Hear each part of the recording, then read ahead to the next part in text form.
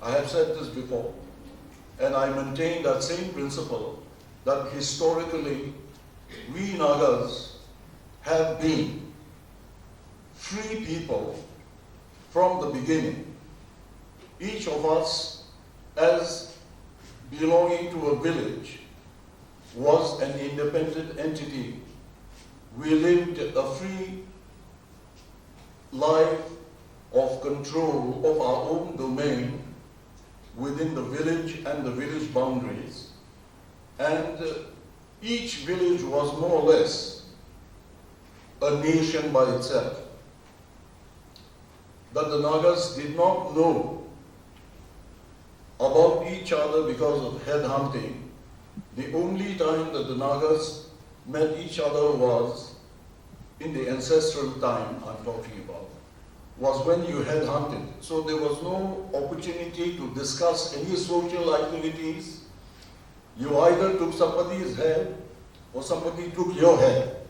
In between, there was obviously no communication. So our Nagas were not able to understand the commonality of our ethnic situation until the British had come.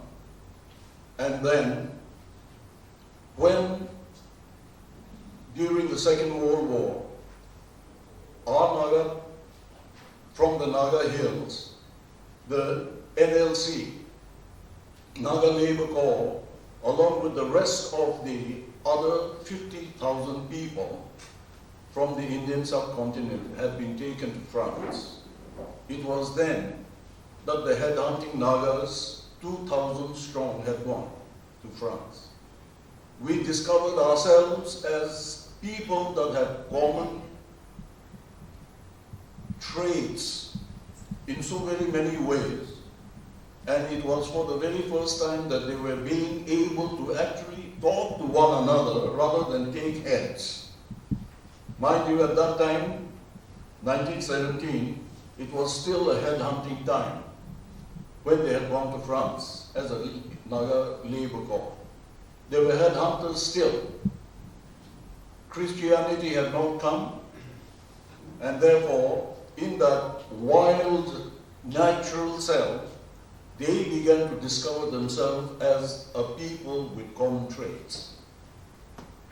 And by way of that experience, after the First World War, the realization of we being a people began to emerge. And then the British also gave us some kind of a perspective to make us feel so. And then came the period in time in which headhunting was completely stopped. And then we entered a new phase of an era where Christianity became a part of our lives and education became a course of events that took over.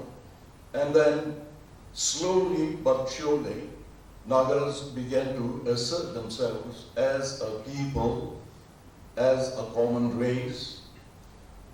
With the Simon Commission, 1929, I normally call it the Simon Commission Memorandum is a memorandum I normally refer to as the Magna Carta of the Naga freedom struggle. This was a time when the new philosophy of our resurgence as independent people had begun. And people like stalwarts, leaders like Mr. Phizo, had used some of the contents of the Simon Commission where taxation was part of a reason, very strong reason, that he deployed in letting our people know that if we are dominated by any foreign nation, we are going to be taxed by that government. And we don't have money. And therefore, without money, if we have to pay tax, we may have to sell our land. And along the road, there will come a time when we would have no property of our own, and that we will be slaves in our own land. That we never were slaves to begin with. And the idea of being taxed by some foreign entity was something that our Naga people just couldn't consider or conceive.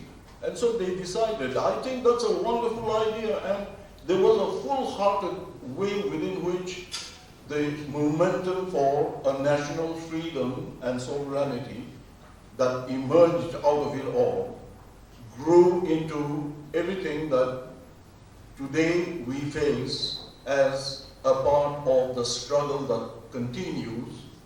And today we are at a very serious historical crossroad in which to decide for ourselves, where do we want to go?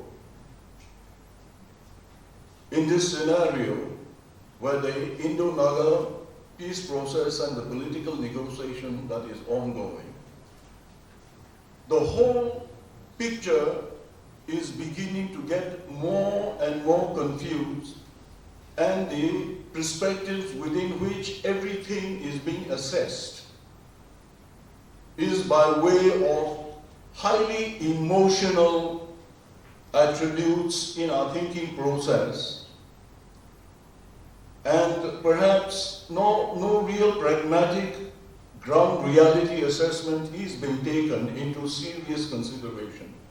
And when we talk of sovereignty, you see, by the very spirit in which we have come, that spirit of independence is something that every single Naga heart would want to have as a destiny for themselves. It is inbuilt. But the realities of the expansion and the world coming together in the fashion it is, whether the old philosophy of sovereignty as our ancestors believed, or whether we are expected to evaluate the realities as well and see exactly what our circumstances is going to be like. Now, here is a serious thinking process that needs to be exercised by every thinking Naga as it is, and consider where we'd like to go. Now, it is here that we come to so very many civil societies, organizations that have sprouted over the years, a step at a time, every civil societies trying their best to exercise their mind the best they know how, and yet without the clarity of the ground situation in so very many ways. Now, civil societies are a very important infrastructure in which to modulate and to help each one of us to find some kind of a direction by that involvement and actions. But I'm afraid there may be a lot of civil societies, none have really made an impact in any recognizable way, significant way, except for a handful. Now, we began with one of the more older associations or a civil society that we may refer to as the Naga Hoho. This is one of the older civil societies, and Naga Hoho happened to be an association where all the tribes, 14 tribes, 16 tribes, affiliated to within the state of Nagaland. It was a Naga platform. Unfortunately, over the years, some of our elders began to think in a bigger picture of Nagas being all over the place, not only within the state of Nagaland, but beyond the state of Nagaland, and that they must also be included in the forum of the Naga tribal apex bodies. And therefore, the gate was open, and we had our brothers from the south, from Arunachal, from Assam, even some from Myanmar. They all joined up and finally diluted the Naga Hoho to the extent where the Nagas living within the state of Nagaland lost a very serious forum, which would have been quite critically important for today's scenario, where the people living within the state of Nagaland would have had a very, very culturally, traditionally, a strong body within which to voice our perception of what we want for our destiny and our future.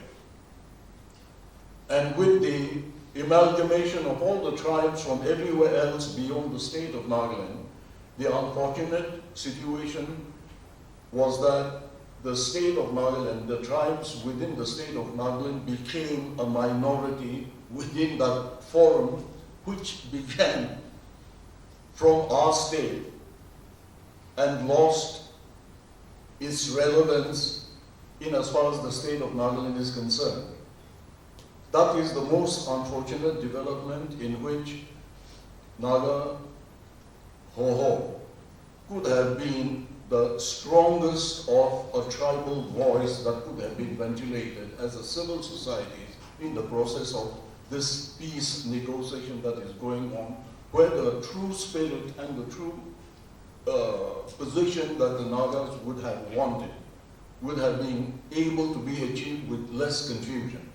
But today, the very unfortunate part is most of, in fact, the whole tribe from Nagaland have withdrawn their affiliation from the Naga Hoho, and this present Naga Hoho is minus the state of Nagaland. People from everywhere else except the Nagas from Nagaland are a part of that. And this dilutes its own position further when the NSCN-IM have more or less usurped the forum and made it their mouthpiece among the civil societies.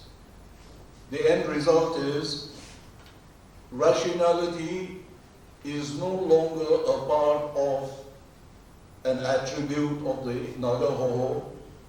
The policies that is dictated by one faction is more or less the voice that you hear from the Naga Hoho. And the unfortunate part is NSCN-IM is a very seriously dominated by just our southern brothers. And when I talk about the southern brothers, there's always this sentiment that this human being standing before you hates the Tanghuls. I don't hate the Tanghuls. I have very good Tanghul friends from the college years as much as even now. I don't hate them. But I do say this very clearly without any sentiment or any kind of a feeling of doubt, that NSCN-IM is an organization that is dominated by the southern brothers, especially the Tanghul tribe. And Mr. Muiwa, who is the boss of the organization, is somebody who does not tolerate any question or debates or any kind of a contest of ideas. His word is law, and within that forum of the NSCN-IM, they may gather like the national Tatar Hoho that they held 2,000, 1,000, so many people. Well, they may be in thousands, but the voice of one, Mr. Muiva, dictates everything, and the resolution that Mr. Muiva wants is the resolution that NSCN-IM upholds. And that's exactly what had happened. And though we have Nagas from all the tribes within the NSCN-IM, it is an unfortunate fact that there isn't any among the Nagas within the NSCN-IM that belong to the Nagas of Nagaland, for instance, who have the guts to question Mr. Muiva in any given issue. And therefore, it is this one gentleman that is dictating the fate of the rest of the Nagas, be it in Nagaland or beyond the state of Nagaland. The unfortunate part, therefore, is that the civil societies, rather than look at the subject matter of what is intended for us to know, is never an issue anymore, not ever within the faction itself, but within the civil societies like the Naga Hoho, that does not question anything other than to vomit all that NSCN wants them to say. The value of a civil society that has become a pliant kind of an organization for one faction or the other is no longer a relevant body. And it's the saddest part of one of the best forum possible for the Nagas that has gone down the drain. The people. So it was at this kind of a situation that ACAU came into being.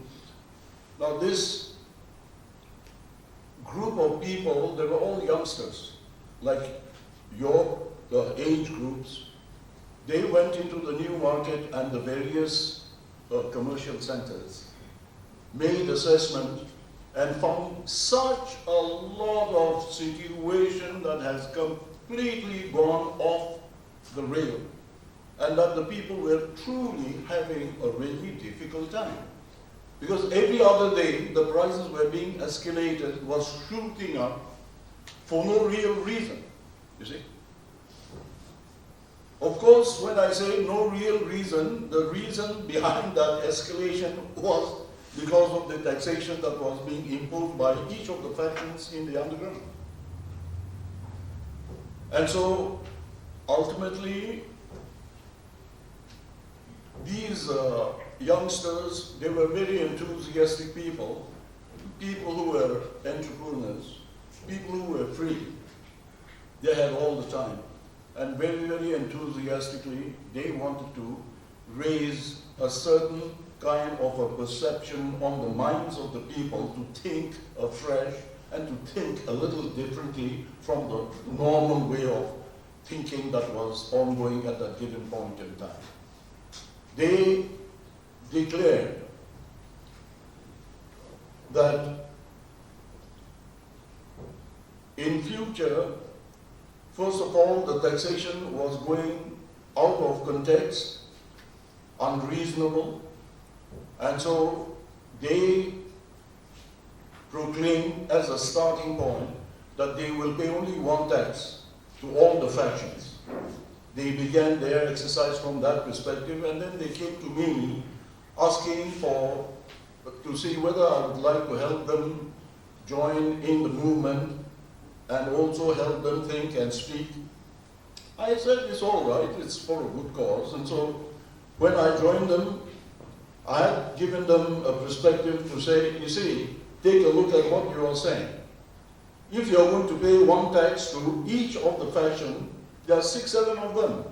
So every family will be paying 7 taxes to all the factions. It is one tax, but to 7 factions. I said, how are the public going to be able to tolerate that? You see?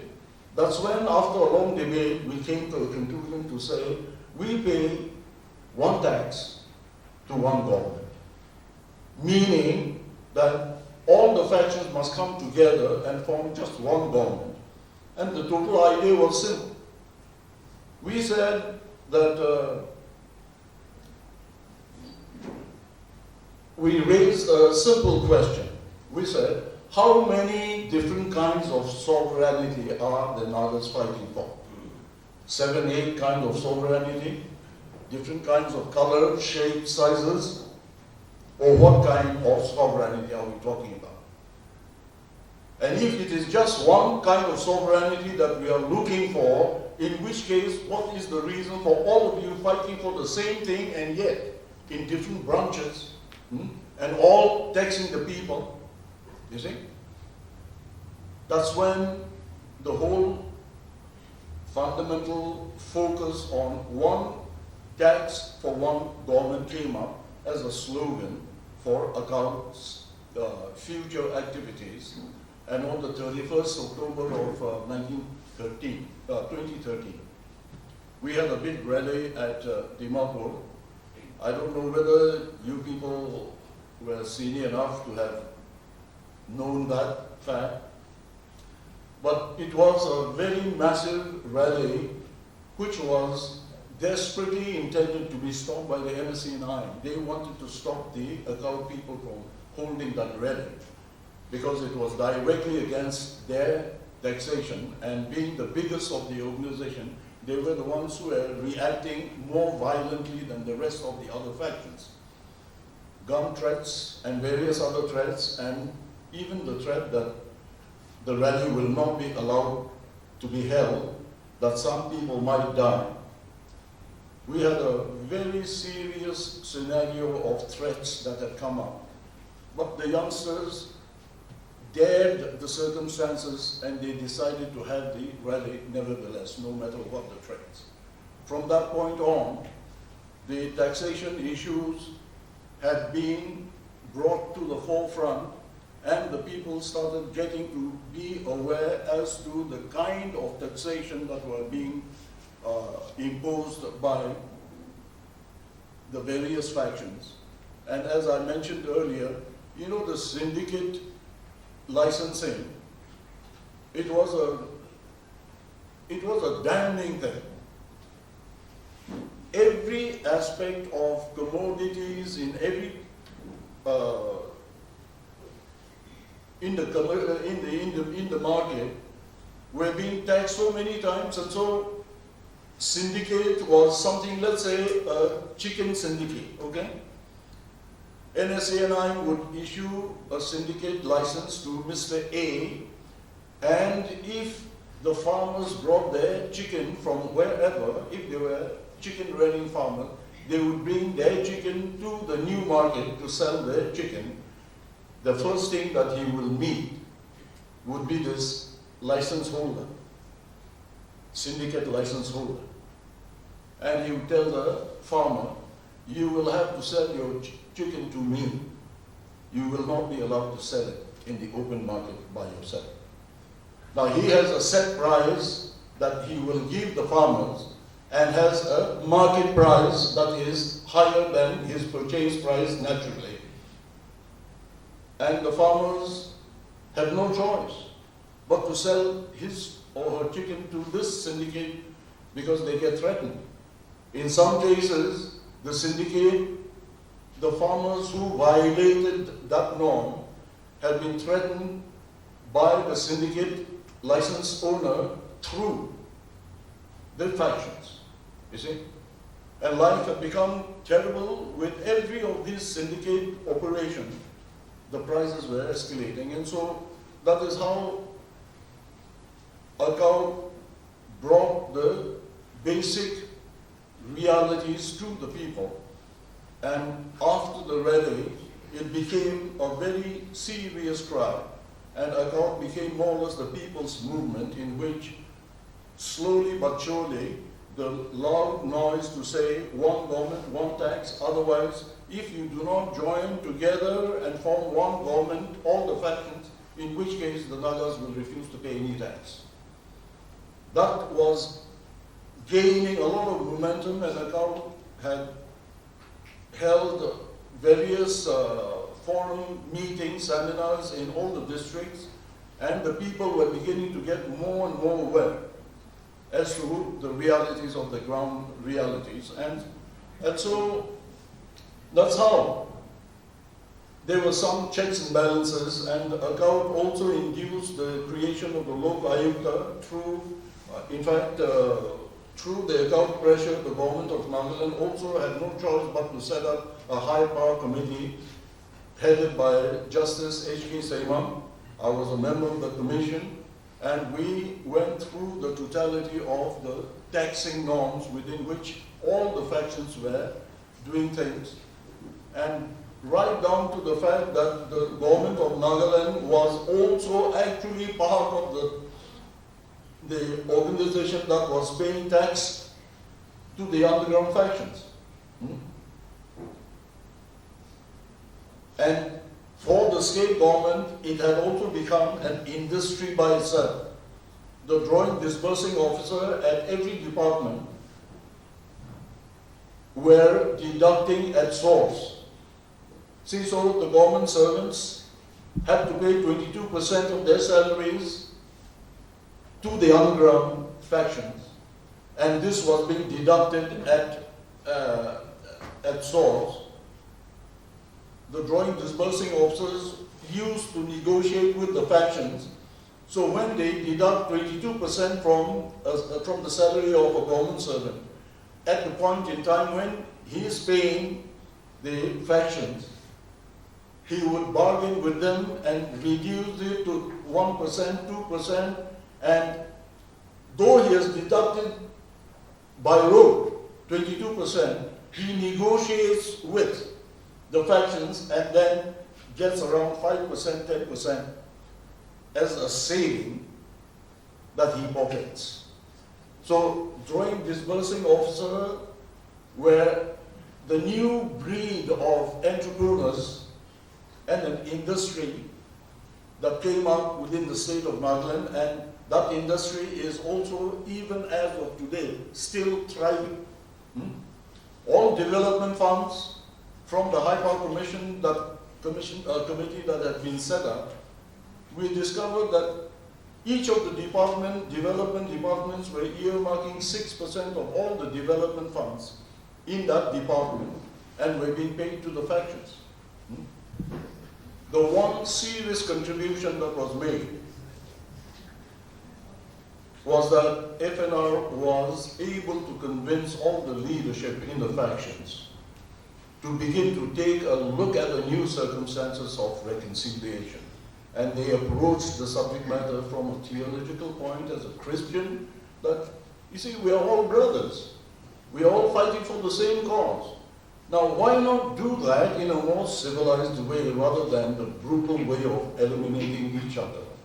And because of those plea and the whole situation of out of control bloodshed that was the way it was, FNR, how they worked very hard, and they were able to bring the main factions together, and they called it the Covenant of Reconciliation and Concordance and so on and so forth. A couple of agreements and agendas were signed, and that was how they were able to bring the factional killing to a stop. They worked out their own territorial taxation or the modalities of taxing the people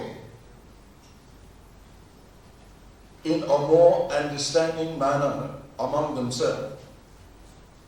But the fact of the matter that was missed out here was the fact that you and I, the common people, were the ones who are paying the tax. They are fighting for our zone, but we were the ones who were being forced to pay the taxes to all the 6, 7 factions that came up.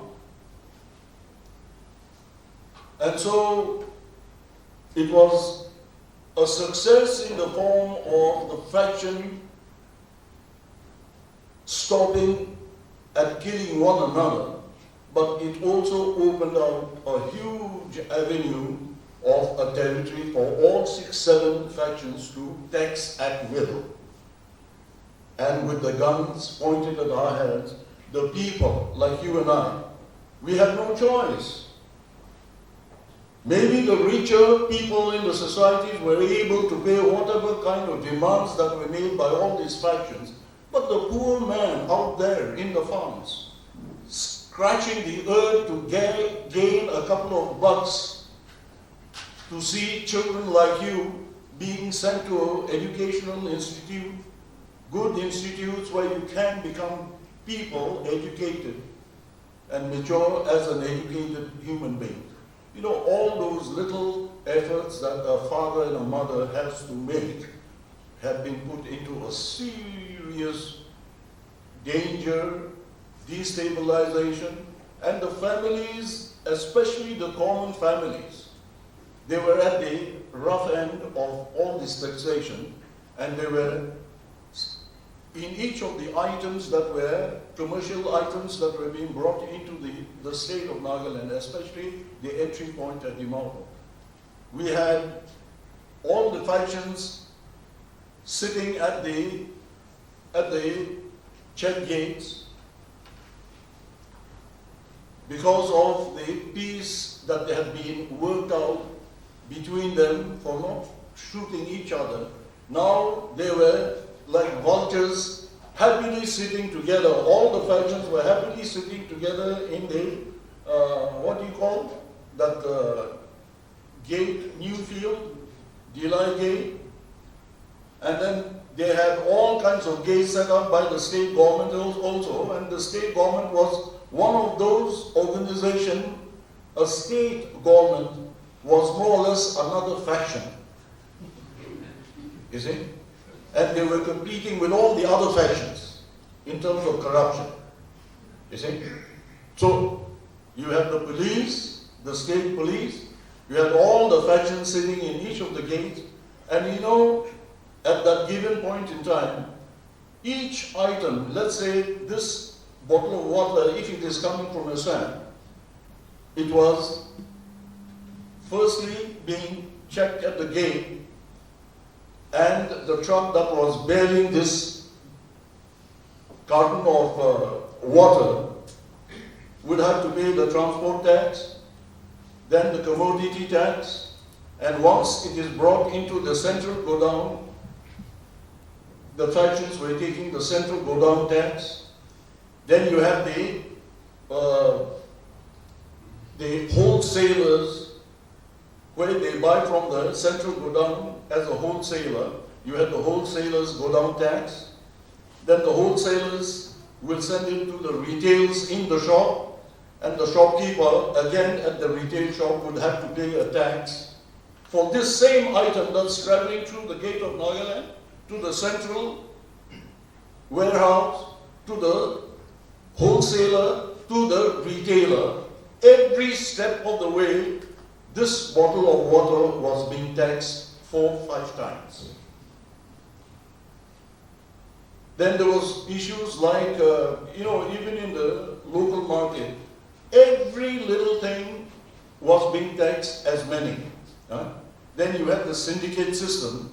You know, you have the chicken syndicates, the egg syndicates, onion syndicates, people who were licensed by the factions as the sole dealer for one commodity or the other, and they were paying premium amount in terms of crores. Now, this became a rampant situation, and FNR as a civil societies were unable to do much about this perimeter of activity other than to reconcile the factions to come together and do their work peacefully. That created hell for us on the other side of the fence. But nevertheless, it was a serious achievement by a civil society. Motion, top JEE and NEET Coaching Institute of Kota is now in Dimapur. Faculties study materials and test series from Kota directly. Now students from Nagaland can raise their preparation level right here in Dimapur. Admissions open now.